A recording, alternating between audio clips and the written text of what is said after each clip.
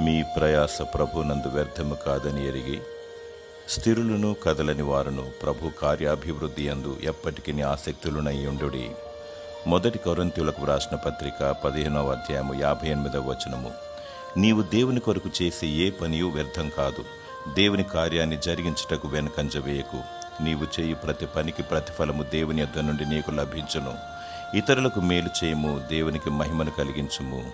నీవు దీవించబడదువు. మంచి పని చేయనప్పుడు భయపడకూడదు. దేవుడు నిన్ను వాడుకుంటాడు, నిన్ను నడిపిస్తాడు. నిలకడ కలిగి నిందారహితముగా నిత్యము దేవుని నీతి కొరకు ప్రయాసపడుము. దేవుడు రానయున్నాడు, భలా నమ్మకమైన దాసుడా అని నిన్ను మెచ్చుకొనును. భయముతోనూ భక్తితోనూ వేచియుండుము, నిత్యరాజ్యము నీకు దక్కును. దేవుడు నిన్ను అభిషేకించి దీవించి వాడుకొనుగాక.